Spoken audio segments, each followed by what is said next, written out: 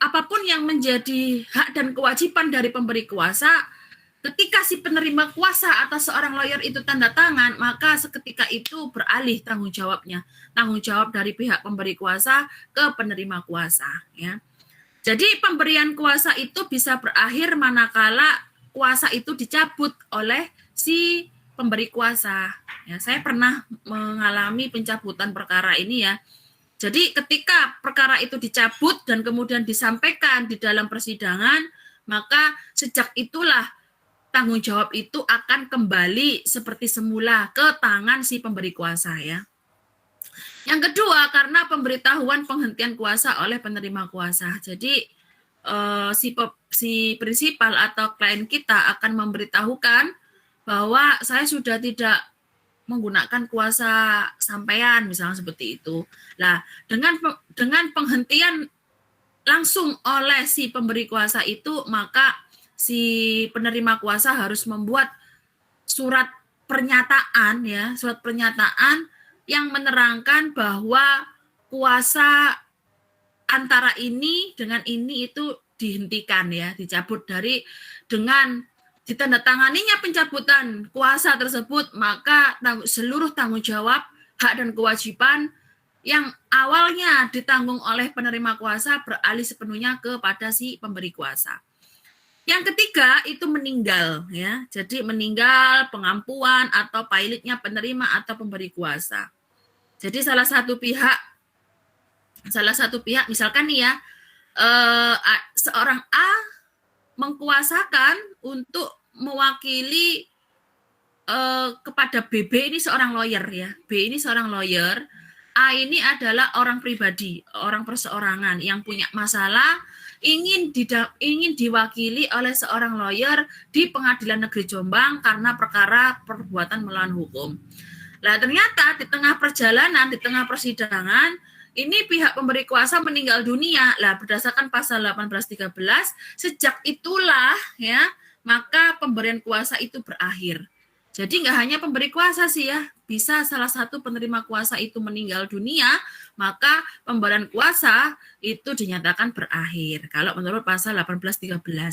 Akan tetapi, misalkan ternyata prinsipal itu misalkan mengenai objek tertentu ya yang berkaitan dengan harta dari si yang meninggal itu tadi. Nah, misalkan Pak Jono ini punya masalah ya, dia masih hidup, kemudian dia itu membuat kuasa kepada saya. Nah, ternyata pada saat replik ternyata Pak Jono ini meninggal ya. Nah, menurut pasal 1813, sejak Pak Jono meninggal itu, maka pemberian kuasa antara Pak Jono dengan saya itu berakhir. Ya. Akan tetapi, kuasa ini bisa diteruskan manakala yang memberikan kuasa itu adalah ahli warisnya. Tapi dengan kuasa baru ya. Dengan kuasa baru harus ahli waris. Misalkan ahli warisnya kan, karena harta ini milik dari Pak Jono, karena Pak Jono punya 2 anak, maka harta ini kan menjadi pewarisan ya. Pewarisan yang beralih ke anaknya. Nah, karena ini tanahnya bersengketa, maka anaknya bisa menjadi pemberi kuasa ya, dengan membuat surat kuasa khusus lagi. Karena surat kuasa khusus itu harus tercantum secara jelas siapa identitas dari pemberi kuasa dan siapa identitas dari pihak penerima kuasa. Nah, inilah beberapa alasan-alasan berakhirnya pemberian kuasa sebagaimana yang diatur dalam pasal 1813. Kalau pengampuan bagaimana? Pengampuan misalkan awalnya dia nggak gila gitu ya, ternyata pada saat persidangan berlangsung ternyata dia jadi ODGJ gitu ya, jadi gila gitu. Nah, karena dia di bawah pengampuan itu kan berarti dia nggak bisa bertindak secara hukum ya, apalagi dia tanda tangan surat kuasa. Berarti itu batal ya, dianggap tidak pernah ada oleh hukum. Karena apa? Karena dia tidak cakap hukum. Karena surat pemberian kuasa itu harus memenuhi unsur-unsur perjanjian gitu ya. Karena unsur subjektif tidak terpenuhi karena si pemberi kuasa itu di bawah pengampuan atau gila, maka unsur subjektif itu tidak terpenuhi sehingga surat pemberian kuasa itu bisa dibatalkan. Bisa dibatalkan ya, karena apa? Karena tidak memenuhi syarat subjektif.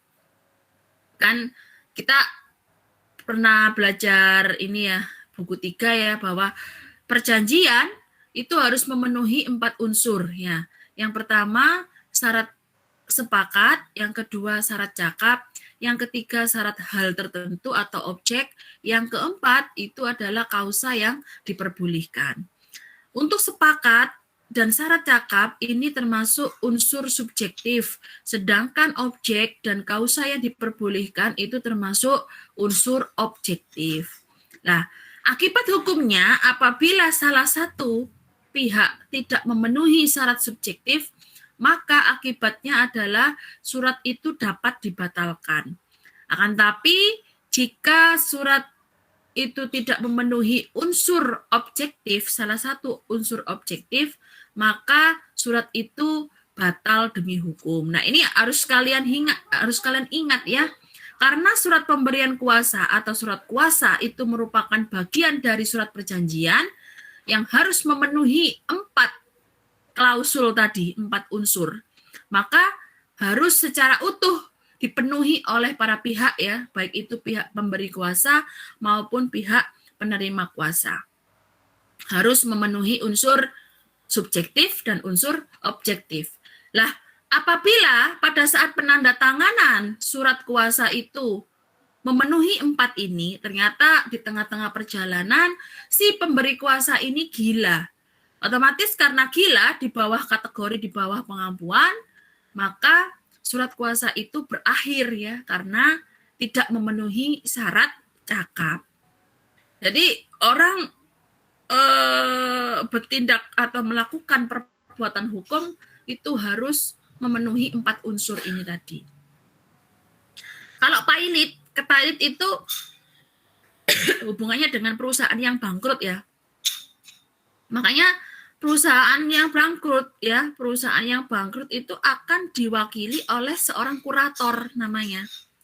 Kurator itu merupakan profesi ya, salah satu profesi hukum yang menangani perkara-perkara kepailitan. Itu ada pendidikannya ya. Jadi misalkan saya pengen jadi kurator gitu ya, saya harus menempuh pendidikan kurator. Karena kalau nggak pendidikan kurator, saya nggak bisa menjadi kurator ya. Kurator itu orang yang mewakili perusahaan yang pailit atau perusahaan yang bangkrut. Kenapa perusahaan yang bangkrut itu kok termasuk badan usaha yang tidak cakap?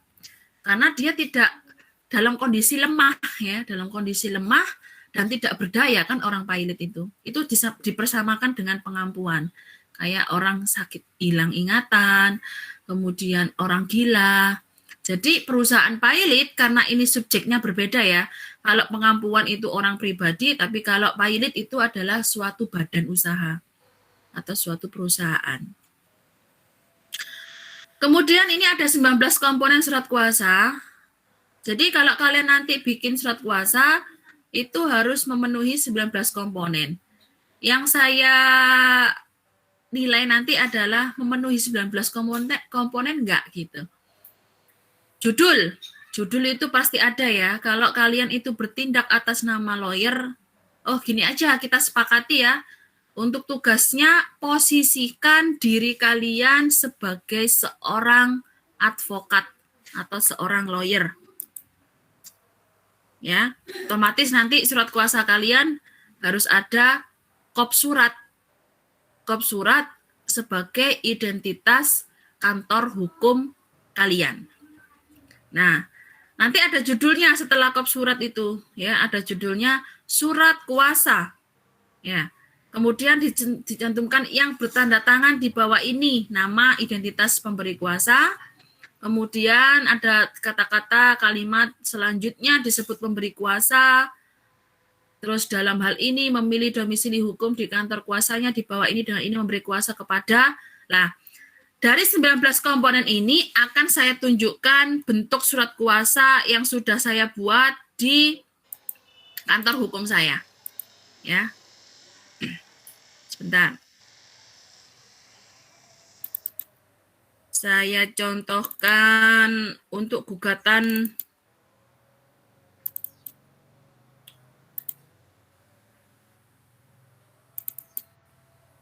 ini saja. Ini gugatan perbuatan melawan hukum ya. Jadi tadi perihalnya kalian boleh menggunakan gugatan PMH, surat kuasa untuk mewakili PMH, wan prestasi atau perceraian. Kalau PMH, sebentar.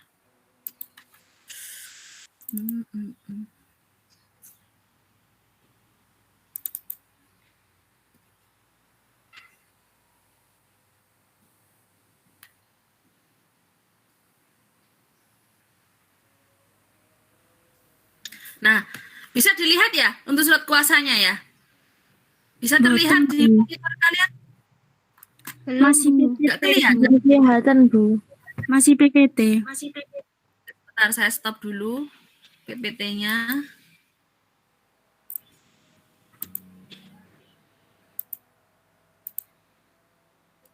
Nah, ini kelihatan nggak? Sampun. Jelaskan ya. Ini karena konteksnya kita di pengadilan negeri itu tidak membutuhkan bin atau binti ya. Nah, jadi jangan sampai kalian nanti salah. Kalau ada yang membuat surat kuasa tentang mewakili gugatan perceraian, itu nggak perlu nama orang tuanya ya. Jadi cukup misalkan Marcelina gitu ya, atau Niko. Nah, Niko Saputra misalkan. Nah, Niko Saputra aja, nggak usah bin Darmawan gitu, nggak usah. Berbeda dengan pengadilan agama ya. Pengadilan agama itu wajib untuk mencantumkan bin atau binti. Tapi kalau di pengadilan negeri itu nggak perlu, cukup nama aja. Nah, ini yang sudah saya sebutkan tadi, karena ini kantor hukum kami ya, kantor hukum SAS and Partners. Nanti posisikan diri kalian itu adalah seorang lawyer, otomatis nanti surat kuasa yang kalian buat itu harus ada kop suratnya semua ya. Kemudian judul surat kuasa. Nah, surat kuasa ini harus ada judulnya ya, ditulis surat kuasa. Tapi ada yang menyebutkan surat kuasa khusus gitu. Itu boleh aja ya. Tapi kalau di kantor saya itu hanya judulnya adalah surat kuasa aja. Loh Bu, kok nggak ada nomornya? Ya, boleh pakai nomor, boleh tidak. Tapi kalau di tempat saya untuk surat kuasa nggak pakai nomor. Jadi bukan hal yang wajib. Kemudian di bawahnya yang bertanda tangan di bawah ini. Nah, itu dicantumkan nama. Ya, nama Pipit Setianing Tias. Umur itu harus ini ya, umur. Kemudian tanggal lahir, tempat tanggal lahir. Setelah itu agama, sebenarnya agama ini boleh dicantumkan, boleh tidak ya. Tapi kalau pengadilan agama itu wajib. Karena itu unsur mutlak ya. Karena untuk mengetahui dia Islam apa enggak gitu. Tapi kalau untuk pengadilan negeri, cukup nama, umur, alamat boleh. Tapi kalau memang kalian pengen lengkap, kayak misalkan nama, nomor induk KTP, umur, agama, pekerjaan, alamat, status kawin apa belum gitu, kawin atau belum kawin, janda atau cerai gitu ya, janda atau duda, itu silakan. Tapi kalau saya untuk tidak membuang-buang ini ya, membuang-buang kata-kata yang tidak penting, ya sudah kita masukkan yang terpenting aja. Nah, kalau saya pribadi itu ada nama, umur, agama, pekerjaan, dan alamat. Alamat ini wajib ya. Alamat itu harus lengkap. Loh Bu, kalau nggak tahu dusunnya, kalau nggak tahu RT RW-nya, boleh. Asalkan desa, kecamatan, dan kabupaten harus jelas. Karena apa? Karena kalau alamat sampai nggak dicantumkan, ya, kalau nggak dicantumkan, maka ini bisa berakibat nanti panggilannya nggak patut, karena ini hubungannya dengan relas nanti. Kalau relas, jurusita ngasih relas kemudian nggak nyampe ke alamat yang bersangkutan, ya wassalam gitu ya. Nah, karena ini menggunakan kuasa hukum, si Pipit ini kan menggunakan kuasa hukum, otomatis nanti panggilannya itu tidak ditujukan kepada Mojo Ayu, akan tapi ditujukan kepada kantor hukumnya, gitu ya.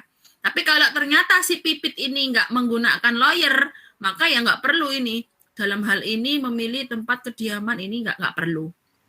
Otomatis berarti dia nggak ada kuasa gitu ya, dia berjalan sendiri. Kalau berjalan sendiri ya nggak pakai membuat surat kuasa gitu. Jadi surat kuasa khusus itu tidak wajib gitu ya, karena asas dari hukum acara perdata kemarin kan tidak wajib diwakilkan gitu ya. Otomatis di sini kalau tidak wajib diwakilkan, prinsipal itu boleh menggunakan kuasa atau tidak. Kalau memang dia merasa mampu untuk menangani perkaranya sendiri, silahkan. Jadi nggak perlu melampirkan surat kuasa. Nah, karena ini menggunakan surat kuasa, jadi harus dicantumkan siapa penerima kuasanya ya. Nah, terus kemudian alamat. Alamat ini kalau gugatan cerai, misalkan ternyata istrinya atau suaminya itu minggat gitu ya. Jadi gugatannya kan goib. Nah, gugatannya goib, maka alamatnya harus dicantumkan semula di Dusun Mojo Ayu, RT 1, RW 1, Desa Mojo Ayu, Kecamatan Pelemahan, Kap Kediri, saat ini gitu ya. Namun saat ini tidak diketahui keberadaannya baik di dalam maupun di luar wilayah negara RI. Karena kalian nanti sifatnya adalah masih pemula untuk membuat surat kuasa, nanti saya minta alamatnya nggak usah alamat goib ya. Jadi kita ambil perkara yang memang alamatnya jelas diketahui. Supaya nggak bingung. Nah, dari sini setelah alamat itu ditulis secara lengkap, maka di bawah alamat harus ditulis kata-kata selanjutnya disebut sebagai pemberi kuasa. Setelah itu ditulis dalam hal ini memilih tempat kediaman hukum atau domisili di kantor kuasanya, kantor hukum SASN Partners, sebagaimana tersebut di bawah ini dengan memberikan kuasa kepada. Nah, ini sudah nama lawyernya kan? Nama Sabina Nam Saputro, Trina Asih Islami, pekerjaan para advokat, berkantor di Jalan Samratulangi nomor 18 Jombang.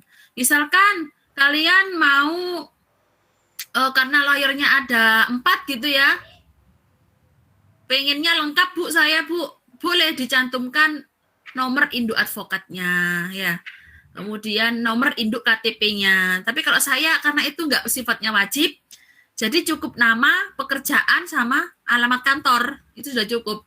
Tapi kalau perkara pidana biasanya saya cantumkan nomor HP, karena untuk keperluan komunikasi nanti penyidiknya supaya bisa ini ya, bisa menyampaikan hal-hal yang perlu disampaikan melalui nomor HP itu. Tapi kalau karena ini langsung ke pengadilan, perkara perdata PMH, jadi saya hanya menyebutkan nama, pekerjaan, dan kantor. Kemudian selanjutnya disebut sebagai penerima kuasa. Nah, ini sudah meliputi identitas nih ya. Jadi identitas pemberi kuasa, identitas penerima kuasa ini telah terpenuhi. Kemudian khusus, ini wajib ditulis ya, karena untuk membedakan apakah ini surat kuasa umum, surat kuasa khusus, atau surat kuasa istimewa, atau surat kuasa perantara tadi. Jadi karena ini sifatnya surat kuasa khusus, maka harus ditulis khusus. Khusus untuk apa? Nah, di bawahnya ini, untuk dan atas nama serta sah mewakili, ya, karena ini konteksnya perdata, jadi mewakili, pemberi kuasa, baik secara sendiri-sendiri maupun bersama-sama, sebagai apa?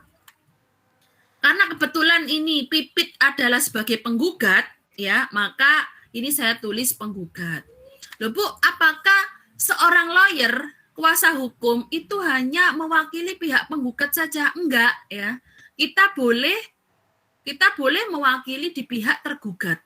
Nah, kalau kita mewakili di pihak tergugat, otomatis ini nanti harus ditulis tergugat, ya. Karena ini penggugat, maka untuk mengajukan gugatan perbuatan melawan hukum. Kalau ini sebagai tergugat, maka untuknya adalah sebagai tergugat untuk ya sebagai tergugat dalam menanggapi gugatan atas gugatan yang diajukan oleh penggugat siapa gitu. Ya memang agak ini sih ya, harus mengubah ya, dia sebagai tergugatnya tergugat dalam perkara apa. Perkaranya harus dicantumkan. Karena kalau sebagai penggugat ini kan berarti belum ada belum ada register perkara nih yang masuk ya kan. Karena faktanya ya, karena dalam prakteknya surat kuasa khusus yang dibuat oleh penggugat itu kebanyakan itu perkara itu belum masuk ke kepaniteraan pengadilan negeri seperti itu. Karena ini belum masuk ke pengadilan negeri, maka saya nggak mencantumkan nomor register perkaranya.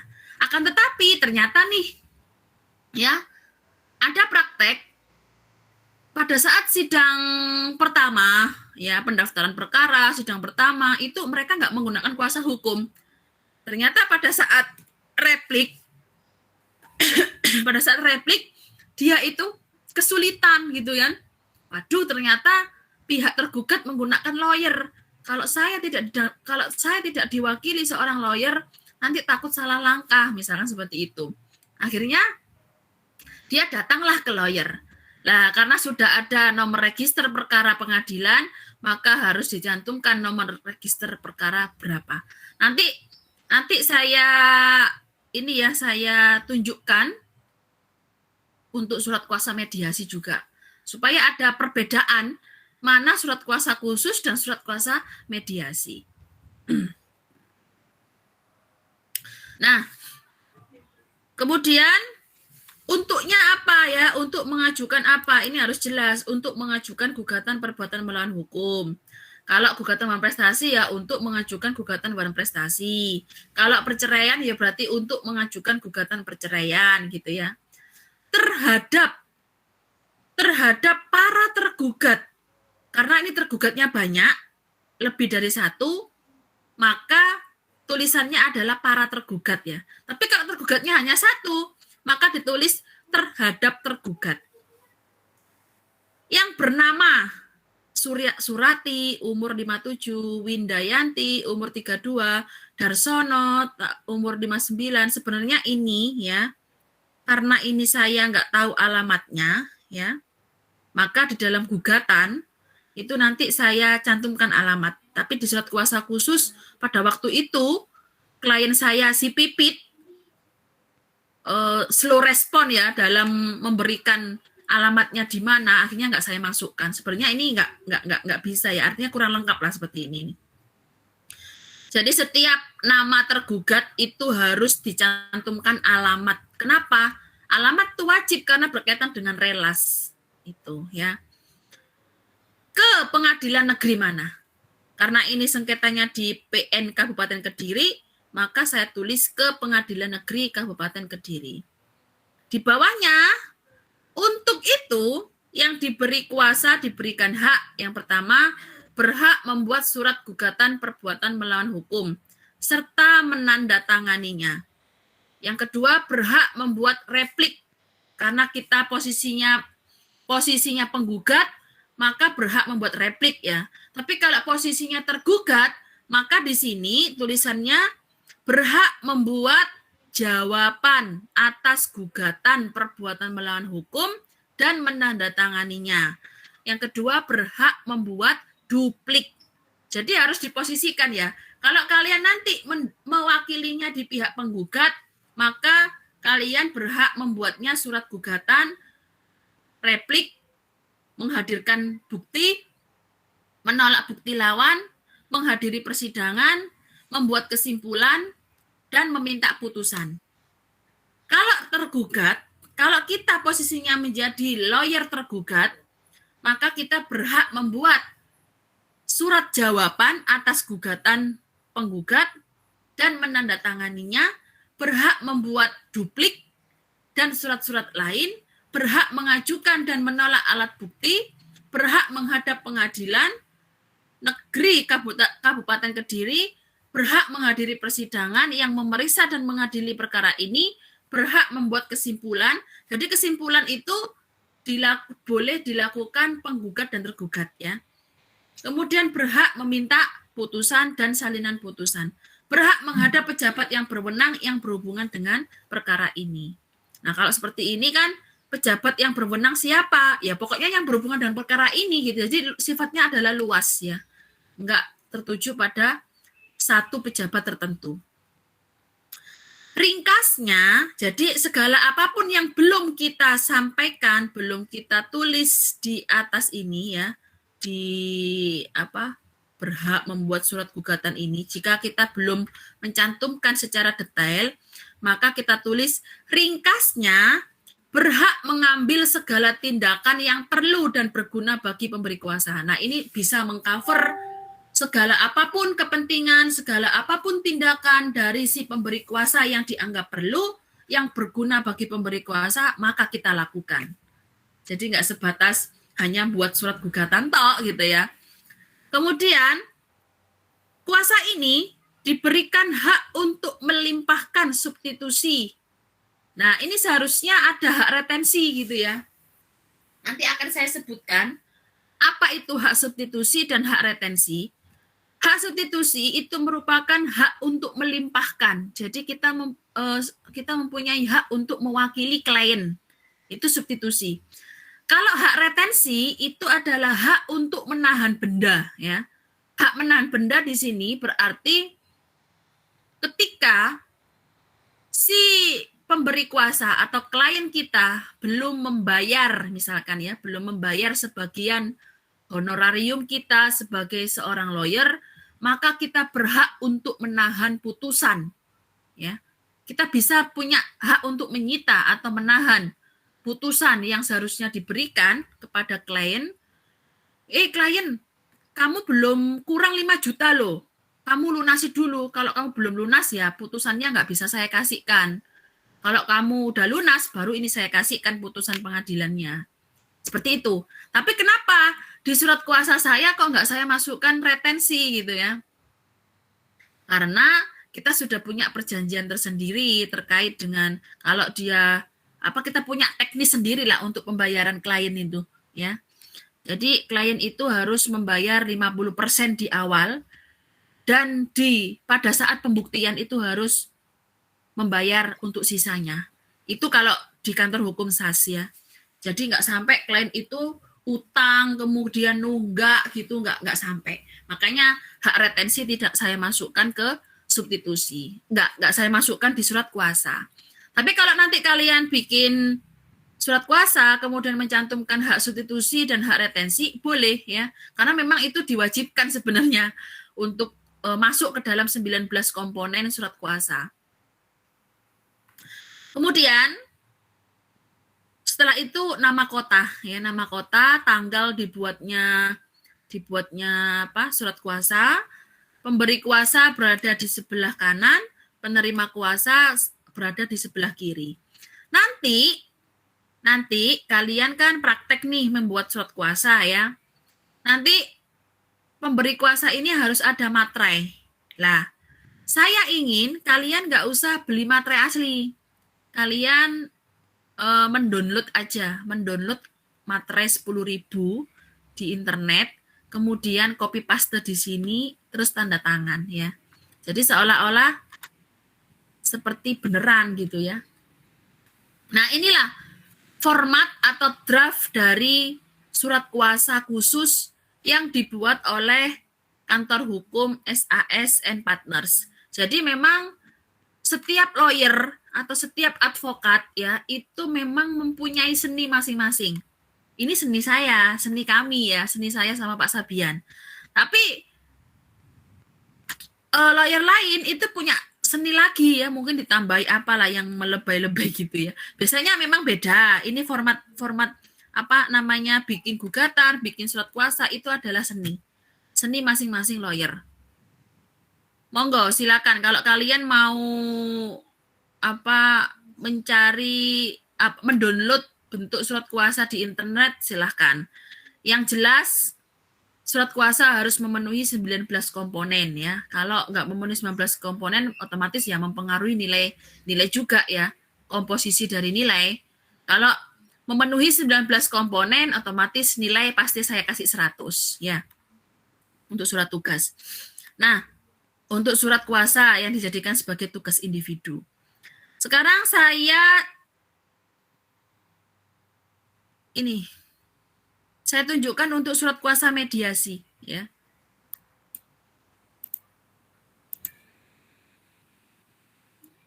Surat kuasa mediasi.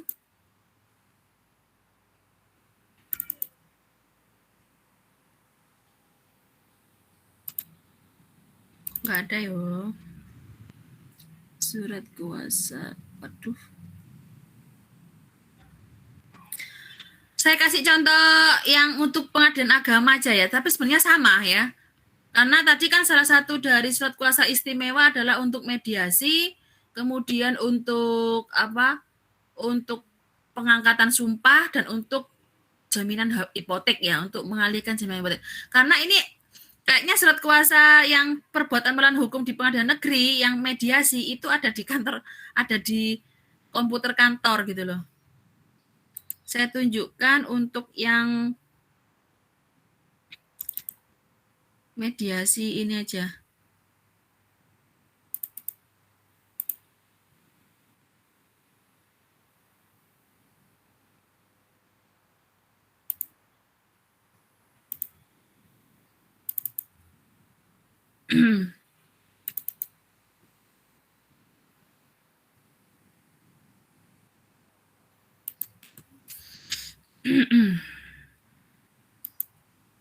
Mana ya?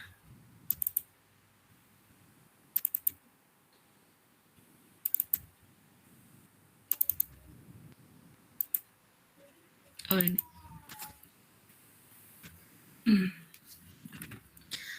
Jadi surat kuasa mediasi itu merupakan surat kuasa. Saya share screen dulu.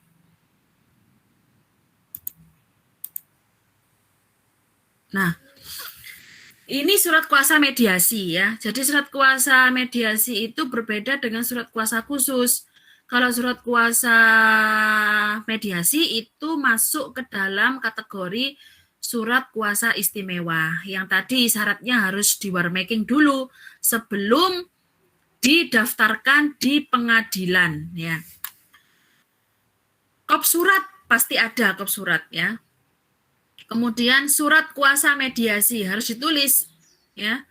Yang bertanda tangan di bawah ini nama, identitas ya, identitas pemberi kuasa itu harus ada. Kemudian identitas dari penerima kuasa juga harus ada. Khusus, nah ini tetap ada khususnya ya, karena digunakan untuk di pengadilan toh, tapi dia sifatnya adalah istimewa. Untuk dan atas nama serta sah mewakili pemberi kuasa baik secara sendiri-sendiri maupun bersama-sama untuk mewakili dan melakukan mediasi di Pengadilan Agama Sidoarjo. Karena ini konteksnya adalah gugatan harta bersama ya. Jadi ranahnya adalah Pengadilan Agama Sidoarjo. Ini kebetulan objeknya ada di Sidoarjo. Klien saya juga orang Sidoarjo. Nah, sebagai tergugat atas gugatan harta bersama yang diajukan penggugat yang bernama siapa? Ini nama istrinya ya. Umur, tanggal lahir, agama, pekerjaan, dan juga alamat. Di bawah register perkara, karena saya sebagai lawyernya itu dia sudah mendapatkan register perkara ya, maka saya cantumkan ini register pokok perkaranya nomor berapa. Kalau tadi yang pipit tadi itu kan karena dia kuasanya belum memasukkan gugatan ya, maka belum ada nomor register. Tapi kalau kita mendapatkan kuasa setelah mendapatkan register perkara pengadilan, maka wajib nomor register itu kita masukkan ke dalam surat kuasa. Nah, karena ini untuk mediasi, untuk kepentingan perdamaian, maka ini memang formatnya sama ya dengan surat kuasa khusus, cuman yang membedakan adalah kepentingannya untuk mediasi. Kalau tadi kan untuk mewakili pemberi kuasa dalam dalam persidangan ya di pengadilan. Untuk yang diberi kuasa, diberikan berhak untuk mewakili dan melakukan mediasi di Pengadilan Agama Sidoarjo, berhak memberikan keterangan-keterangan, serta berhak menghadap pejabat berwenang yang berhubungan dengan perkara ini. Sama ya, ada hak substitusi dan hak retensi di sini yang harus dicantumkan. Karena ini untuk melindungi kepentingan seorang kuasa hukum. Misalkan si pihak kliennya itu nggak mau membayar honorarium sisanya, maka kita mempunyai hak untuk menyita atau menahan apa yang menjadi hak dari si pihak klien kita. Nah, sama. Jadi intinya tugasnya nanti itu kalian bukan bikin surat kuasa istimewa, tapi kalian bikin surat kuasa khusus. Karena output kalian kan nanti kan seorang praktisi ya, entah nanti ada yang jadi praktisi atau akademisi, tapi yang jelas output kita itu harus paham surat kuasa khusus, maka tugasnya ya bikin surat kuasa khusus. Ini hanya sebatas ini aja, Pak, tambahan wawasan ya, tambahan pemahaman. Contoh dari surat kuasa istimewa itu seperti ini. Jadi surat kuasa istimewa menurut BW tadi hanya diperuntukkan untuk 3 kepentingan, untuk karena memindah tangankan jaminan hipotek, yang kedua karena untuk perdamaian, yang ketiga karena untuk mengucapkan sumpah. Nah, ini itu tadi adalah contoh dari surat kuasa ya. Kalau surat kuasa umum itu nggak perlu saya ini ya, karena formatnya terserah. Tidak ada batasan ya. Karena surat kuasa umum itu kan sifatnya umum. Bahkan yang membuat itu tidak semua orang yang awam, orang yang paham hukum gitu ya. Bisa jadi orang yang membuat surat kuasa umum itu adalah orang-orang yang awam hukum. Jadi mereka boleh untuk kepentingan-kepentingan yang bersifat umum boleh mengkuasakan kepada pihak lain. Kalau surat kuasa insidentil, Bu, itu sifatnya berupa umum atau khusus, Bu? Kalau surat kuasa insidentil yang dipergunakan untuk mewakili pemberi kuasa di dalam persidangan, maka sifatnya adalah khusus. Tapi nggak perlu ada kop surat ya, karena kan sifatnya insidentil ya.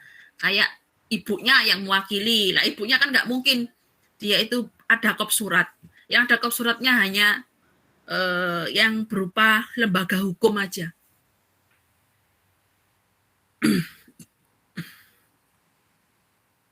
Nah, saya lanjutkan ke PPT ya.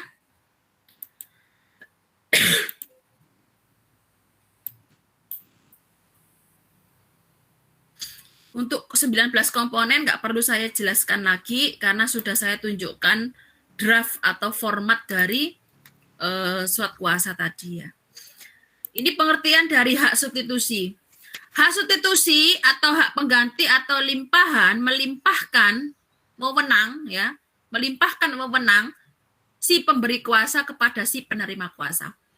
Adalah kuasa diberikan oleh pemberi kuasa agar dapat mewakili pemberi kuasa dalam melakukan tindakan hukum baik seluruhnya maupun sebagian.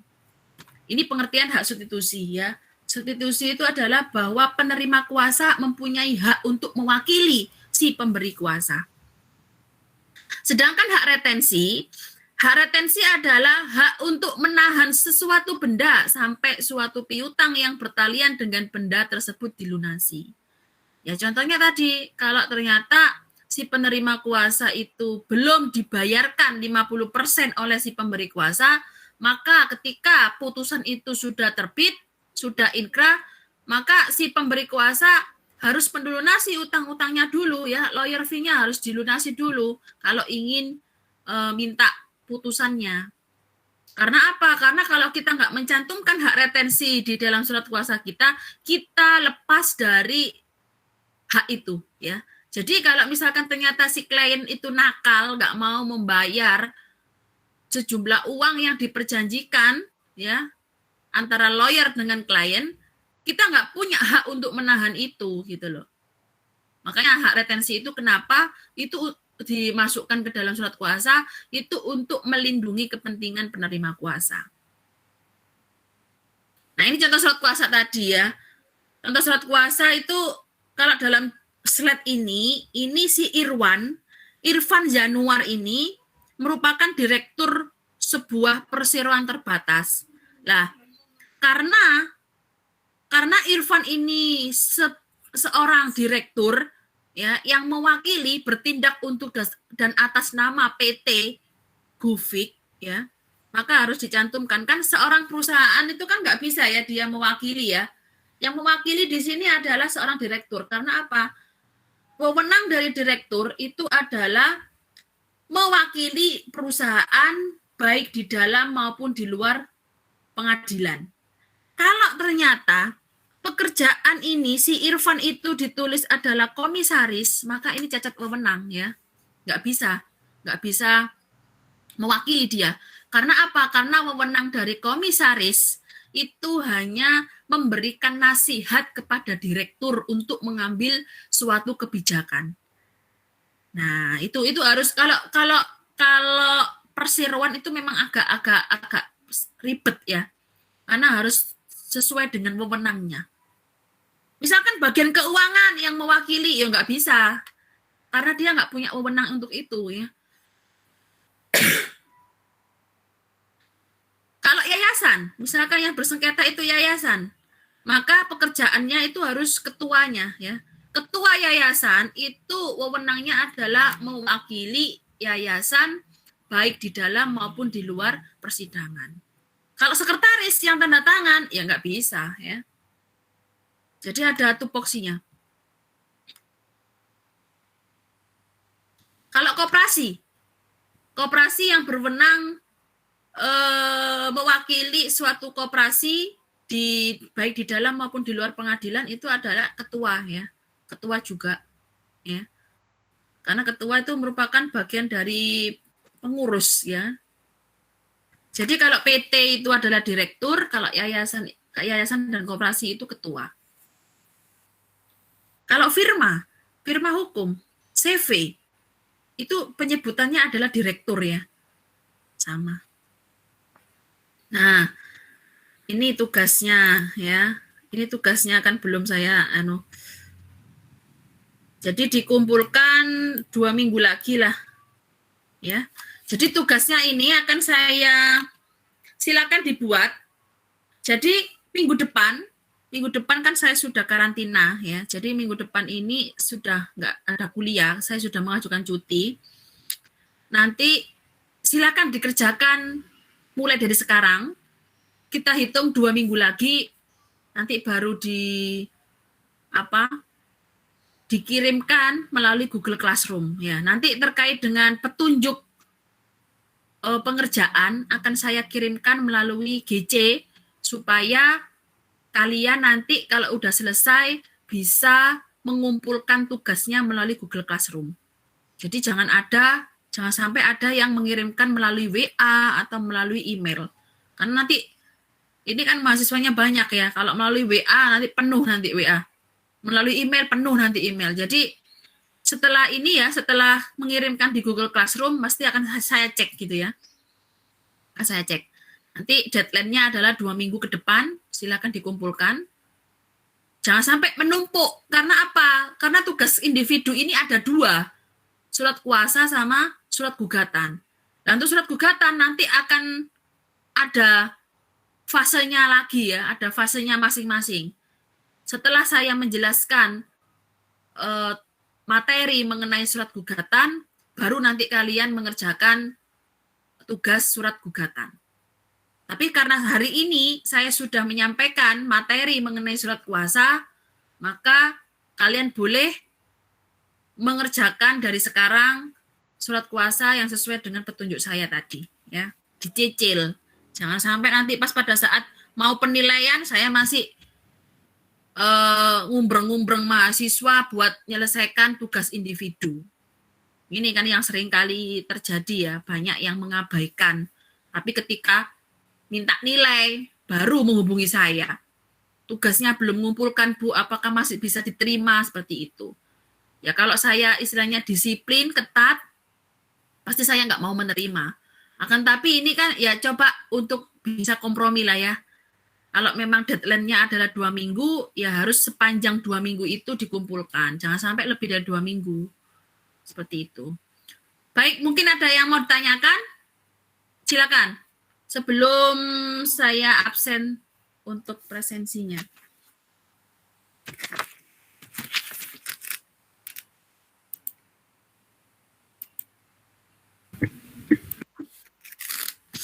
Saya absen dulu aja. Hakamudin. Hadir, Bu.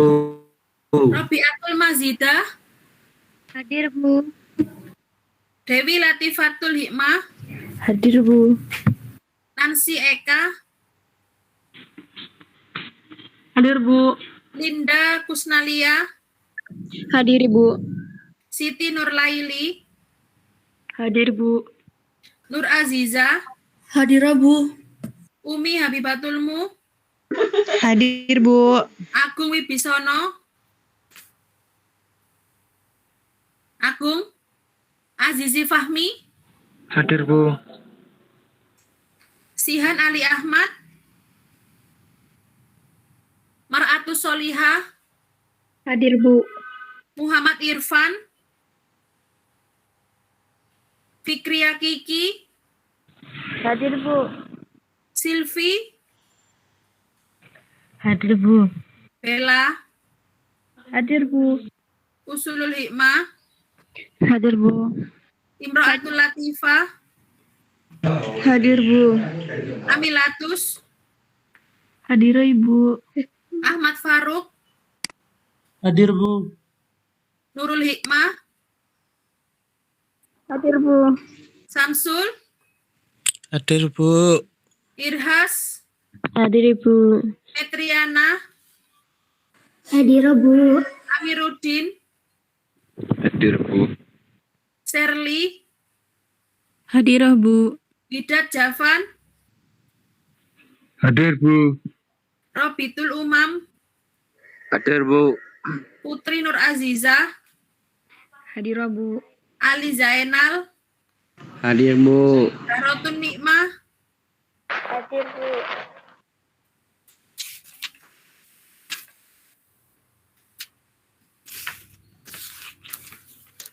Nosifa. Hadir, Bu. Setia Dwi. Hadir, Bu. Eka Ernia. Hadir, Bu. Muhammad Satrio. Muhammad Rifki Ali. Hadir, Bu. Siti Ainur. Hadir, Ibu. Gita Putri. Ahmad Sabarudin. Rizky Saskia. Hadir, Bu. Hadir. Wiwi Agustin. Hadir, Bu. Karina Maharani. Hadir, Bu. Gita Putri nggak ada ya? Silakan, mungkin ada yang mau tanyakan. Bu, mohon maaf aku hadir, Bu. Ini ada kegiatan motong pohon, Bu.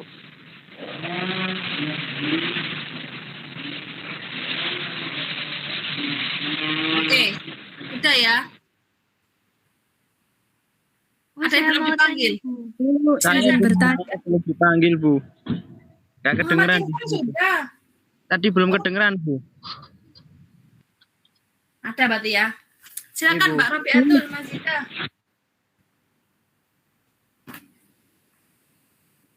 Halo Mbak Robiah.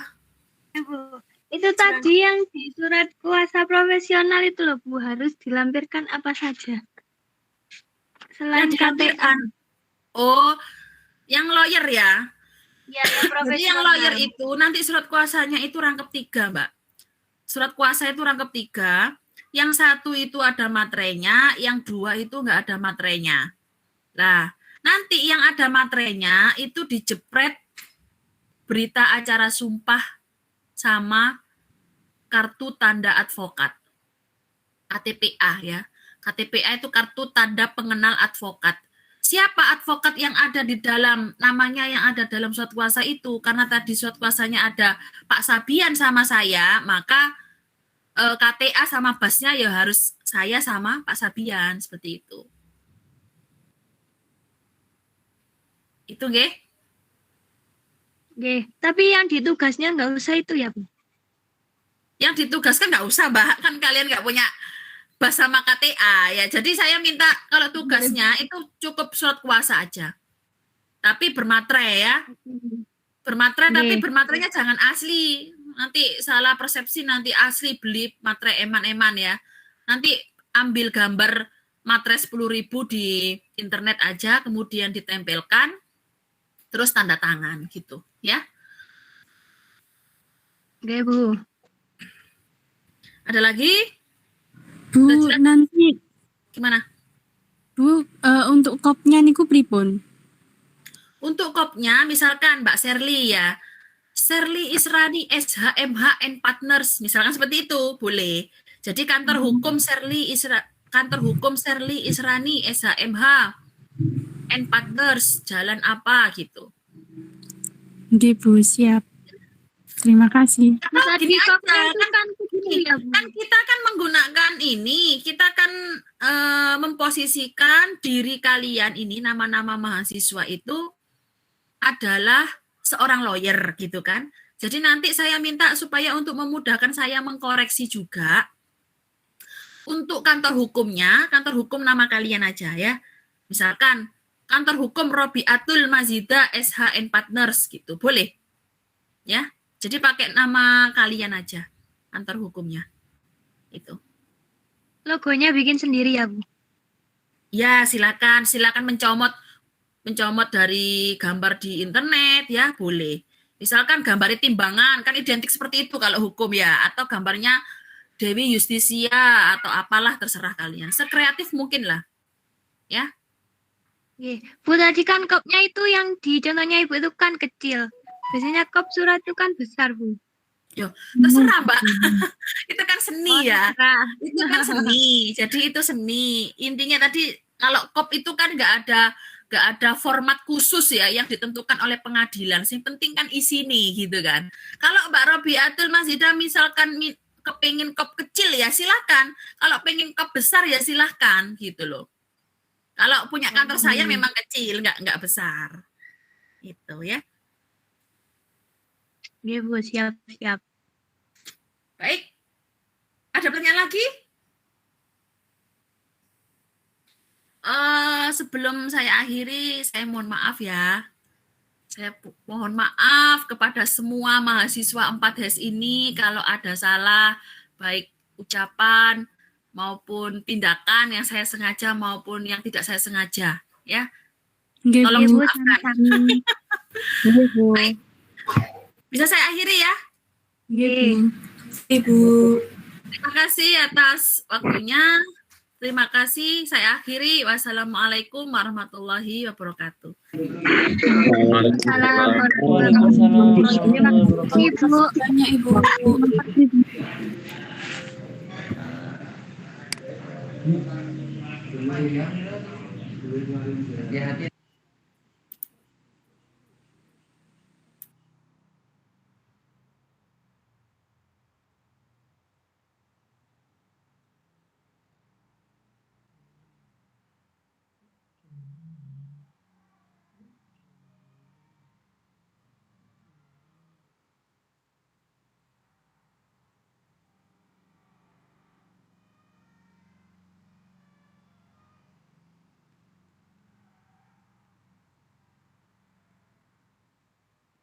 Roti,